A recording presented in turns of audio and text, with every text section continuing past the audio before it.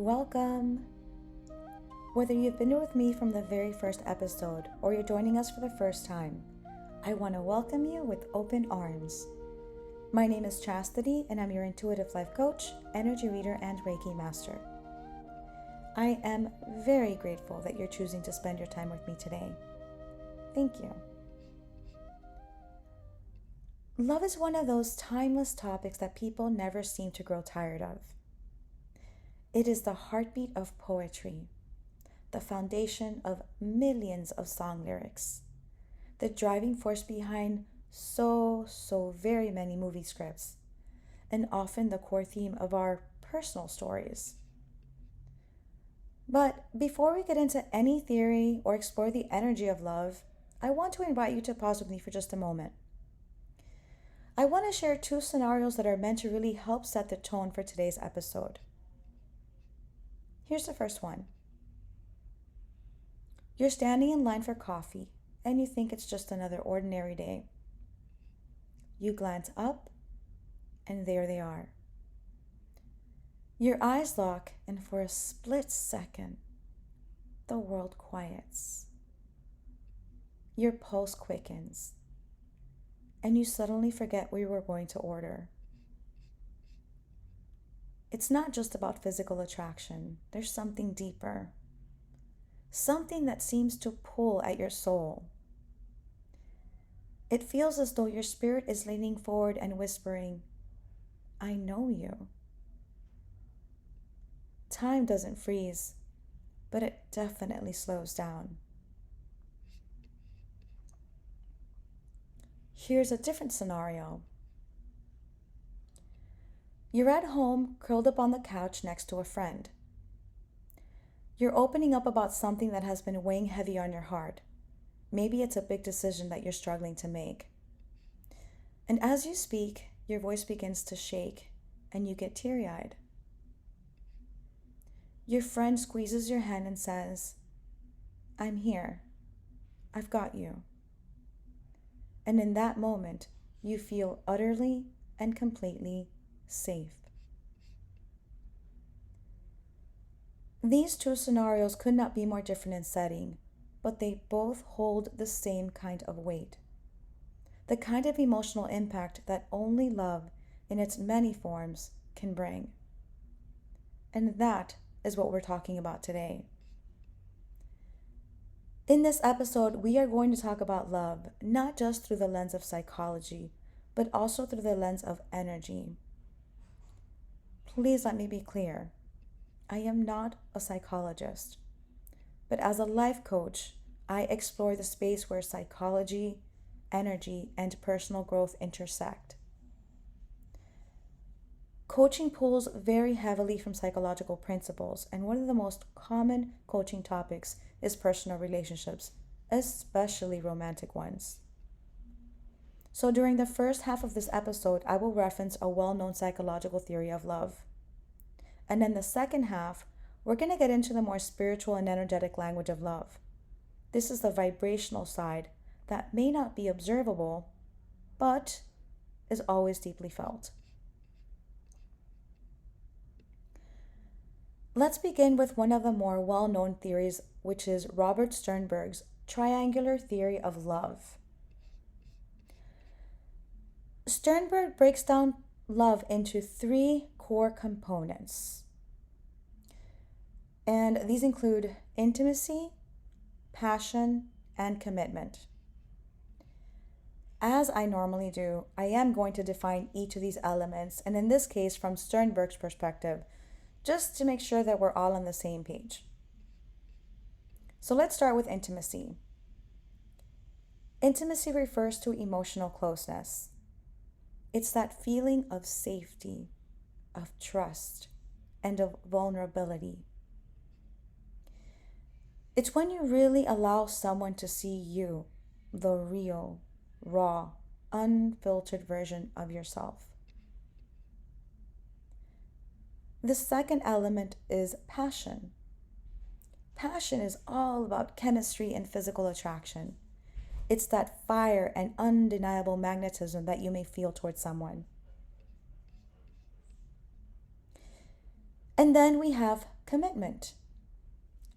Commitment is the choice to stay. It's the mental decision to grow, to build, and to really invest in someone over time. Now, based on the different combination of these three elements, Sternberg identified 8 distinct types of love. And we're going to walk through each of them right now. The first one is called non-love. And as the name suggests, non-love is the absence of all three components.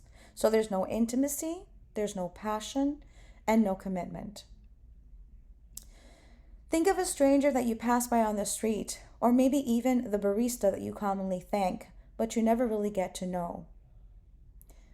This is in cases where there's no entanglement. The second type of love is called liking. Liking is built solely on emotional intimacy. It's where deep friendships thrive. You trust each other, you share your thoughts freely, and you feel emotionally safe.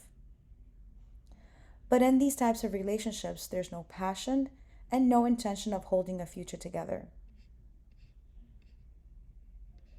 The third type of love is called infatuation. Infatuation is passion without any intimacy or commitment. So it's that crush that makes your heart race, even if you've never had a real conversation. But once the excitement fades, there's very little left to sustain the connection. The fourth type of love identified by Sternberg is known as empty love. Empty love is commitment without passion or intimacy. This might be the couple who stays together out of habit, out of responsibility, or even shared history, but who no longer feel emotionally or physically connected. The relationship can function, but it often feels lonely on the inside. The fifth type of love is called romantic love. Romantic love includes both emotional intimacy and passion. And while there's real deep connection and strong chemistry, there's no commitment. So a romantic love tends to be very fragile. If there's one disagreement or there's a life shift, it can all fall apart. It's that typical, we were so good together, but we just couldn't make it last kind of love. It can be very powerful in the moment, but it needs more to go the distance.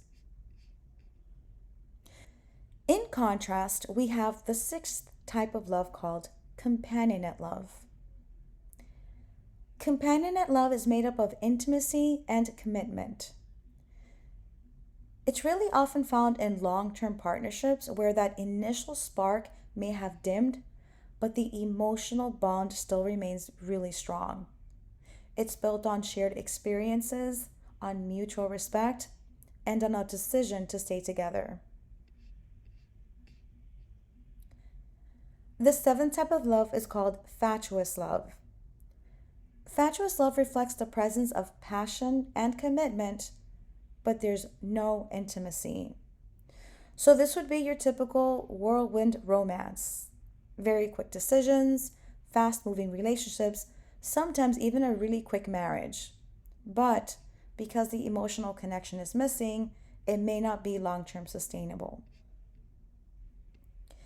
And finally, we come to consummate love. And this is what I lovingly call the trifecta. It's the presence of all three components. There's intimacy, there's passion, and there's commitment. It's the kind of love that not only grows, but helps you grow.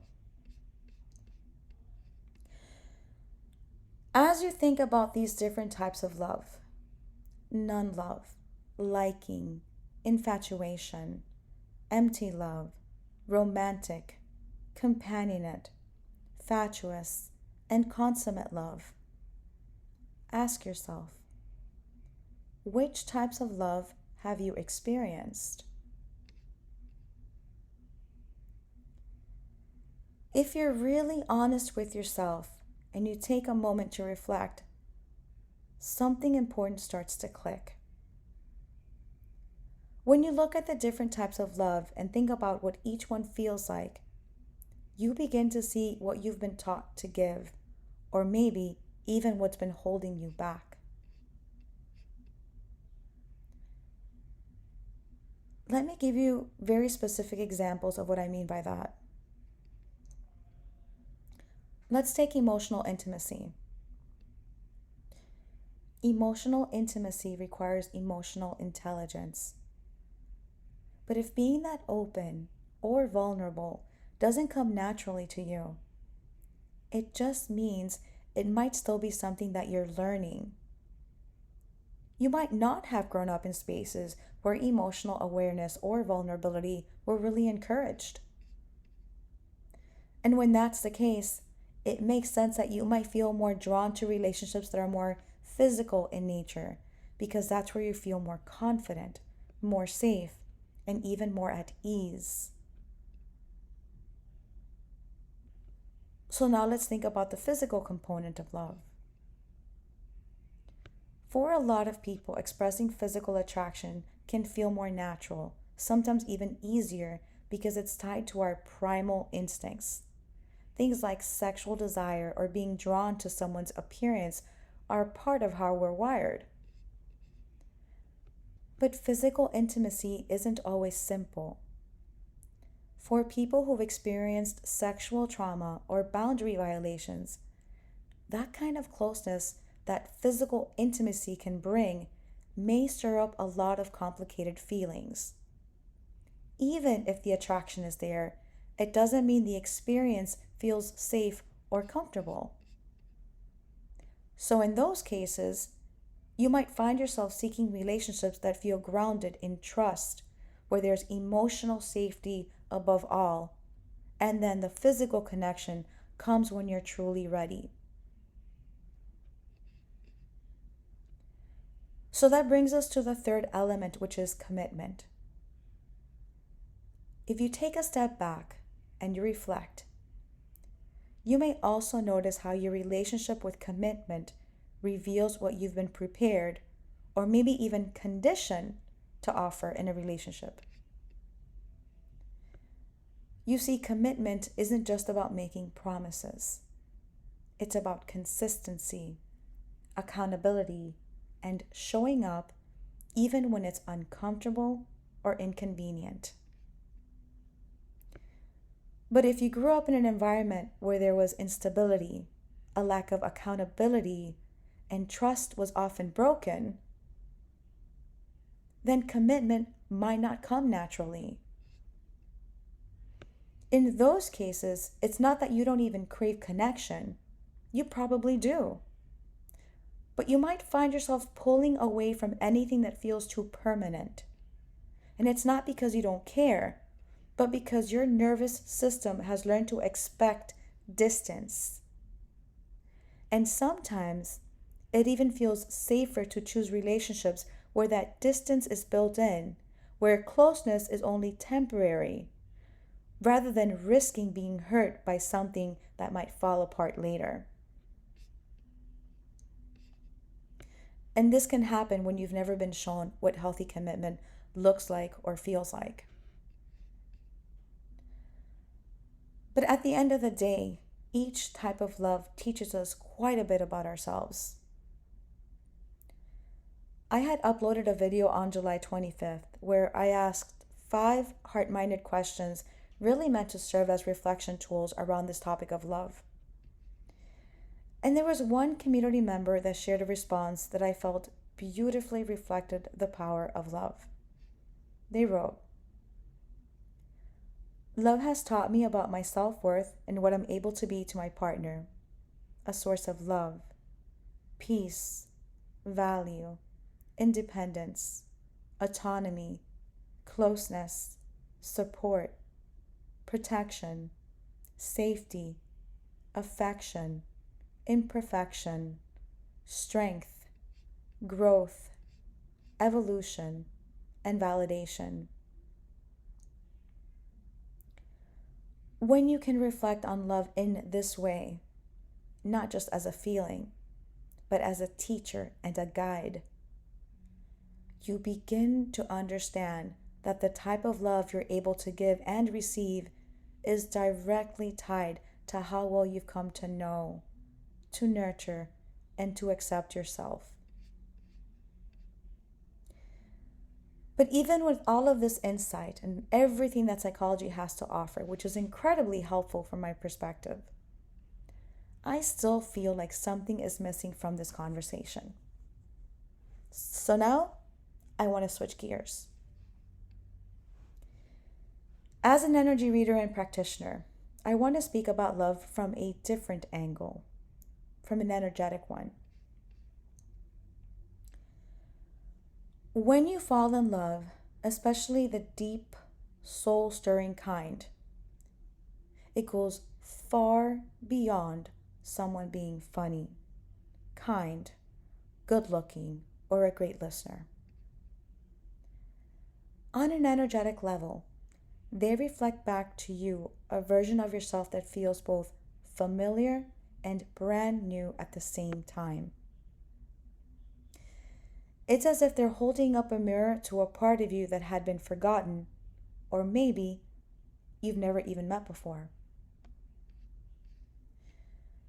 You've probably heard someone say, "You're not acting like yourself," when someone falls in love.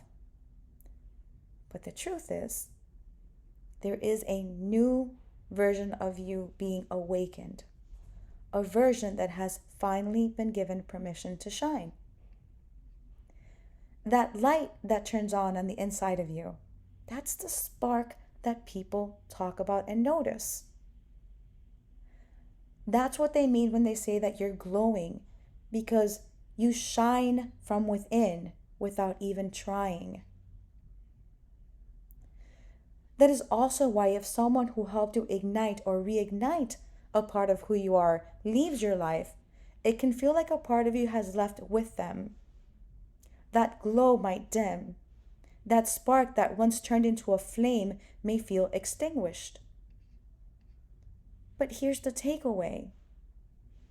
Love has this amazing power to reveal who you've always been underneath all of the layers of fear, of past conditioning, and of survival mode. So even when someone who helped you see more of yourself leaves your life, that light has already been switched on, and you can choose to keep it burning. It's yours to hold, no matter what.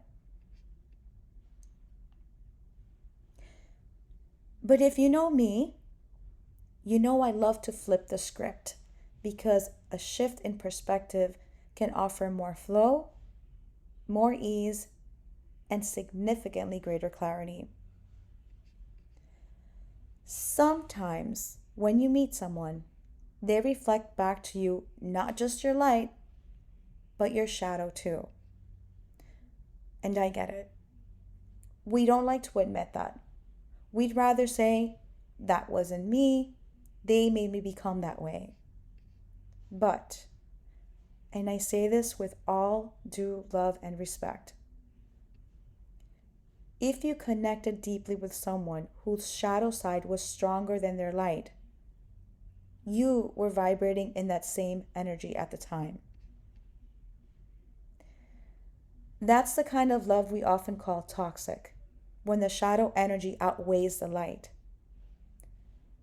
But even these relationships hold deep value. They can be just as powerful, and they are absolutely just as necessary for your personal and spiritual growth and evolution. They challenge you to confront the parts of yourself that still need healing, and they help you to learn how to balance your own light and shadow. But make no mistake, all relationships are energetic. They are all vibrational connections, whether they're rooted in high vibrational love or low vibrational fear. And when someone you've labeled toxic leaves your life and you do the inner work, you begin to feel lighter. You're not just letting go of a person, You're releasing the weight of that lower vibration. You begin to rise. You start leaning more fully into higher vibrational energy, more self awareness, more self love, and more clarity. The real difference between a healthy connection and a toxic one often comes down to this: the amount of inner work and healing each partner has done. That's it.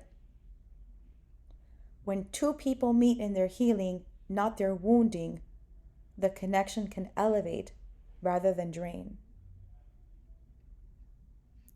Now, here's something else that you might have noticed when you're in love, especially at the start of a new relationship. Suddenly, you begin attracting a whole lot more people into your life. Do you know why? That's because you're energetically more open. Your heart is more opened. You are more aligned, and people can feel that. I love it when people say, "Where were all these people when I was single?" Well, you weren't lighting up. They couldn't see you. I also hear people say, "Well, the universe is testing me to make sure that I'm really committed to this person." Listen, those are all fair interpretations because there's no right or wrong from my perspective. Personally, I believe that when you're in alignment with someone, when you're truly connected, heart to heart, you don't see others as options. But that's just my opinion.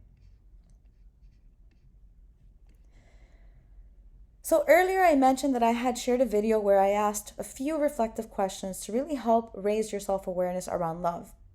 And I want to revisit those questions now and guide you through what your answers can reveal. Question 1 was, how would you describe what love feels like? And there are, of course, many ways to describe love. We can say it feels safe, and passionate, freeing, grounding, and the list goes on and on. But the specific words you choose say a lot about your experience with love. If you feel like this would be helpful, one of these days, just take a moment to make a list of your own words. And then ask yourself if they feel light and open or heavy and restrictive. How you describe love will reflect how you've experienced it and what you've come to expect from it. And that level of awareness is where the healing begins. Question 2 was, what has love taught you about yourself? Love has the power to reflect your values, your boundaries, your communication style, among a lot of other things. It shows you whether you lean into criticism, defensiveness, or compassion, whether you avoid conflict or you face it with honesty, whether your attachment style is anxious or secure or avoidant. But deeper than all of that, love reveals how you feel about you. Do you believe you are worthy of being loved? Do you feel safe being fully seen? Are you open to receiving love? And even as I ask these questions, you don't even have to think about it much. You can feel the answer. Question 3 was, what do you believe makes love last or fade? As an energy practitioner, I believe the answer is growth. The way two people evolve, either together or separately, determines the strength or survival of any given relationship. Some couples remain mostly the same and they still stay together. Others grow in parallel and become even stronger. But sometimes people evolve in different directions and naturally drift apart. And in other cases, one person continues to grow while the other person stays stagnant. And when that happens, the connection that was once aligned is no longer. So there's a disconnect. There needs to be energetic alignment for the relationship to continue. Question number 4 was, how has your understanding of love changed over time? Your understanding of love will always evolve in parallel with your own expansion. As you transform, as you allow more of your authentic self to be seen, your definition of love will transform too. What once felt like love may no longer feel fulfilling. And what once scared you about love may now feel like peace. The more you grow, the more clearly you'll recognize the kind of love that aligns with your personal truth. And finally, question 5 was, how do you know when it's really love? And here's my very biased answer. Regardless of the type of love, I believe it's real love when you can be fully yourself. When you don't need to feel like you have to perform or to protect parts of who you are just to be accepted. That kind of freedom to be yourself may seem rare, but it's what so many people are longing for. As someone who's deeply sensitive to energy, it truly saddens me when I meet people or read comments from people who are heartbroken. I'm going to share a little side note with you guys here. Growing up, my favorite cartoon was the Care Bears. If you're not familiar with them, they were these adorable, colorful bears who lived in the clouds and radiated love and kindness from their bellies. And each of their bears had a different symbol on their stomach, like hearts and rainbows or stars. And when they faced something that was negative or hurtful, they'd all come together and use the Care Bear stare to send out beams of love and healing energy. I'm 49 and I still adore the Care Bears. And the reason I shared this with you guys is because, in all honesty, if it were up to me, I would go around all day sending out that kind of loving energy to help people feel seen, feel safe, held, and loved. But that kind of love, while beautiful, wouldn't necessarily help you grow. Part of why you're here is to learn, to expand, and to evolve through your experiences. So if you're heartbroken right now, I say this with sincerity and care. Take the time to reflect on everything that the different types of love have taught you. The beautiful parts, the painful parts, the confusing, uncomfortable parts. Let it all rise to the surface. Because what comes to light can be healed and transformed into a new point of attraction for the kind of love that you truly want. If the only thing you carry forward is pain, that is what you will keep attracting. Let me give you a visual, and this is how I see things as an energy reader. Imagine you're holding a magnet, and written on it is the word pain.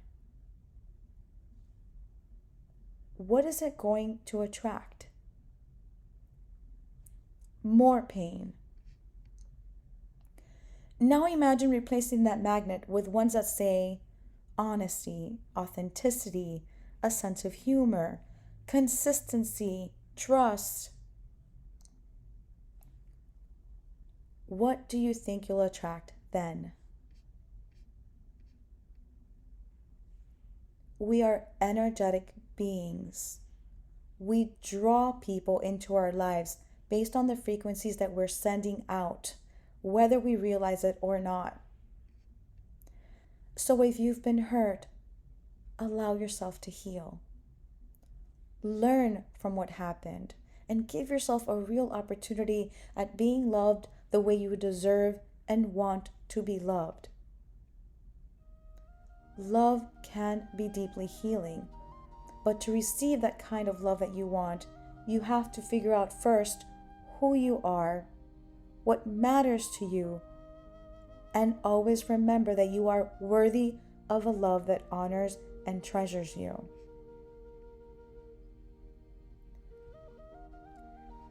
Thank you again for spending your time with me today. If you feel called to share your experiences, we'd love to hear from you in the comments. Your feedback and your insights might just help other people in this community. Until next time, may love and light always guide you. Take care.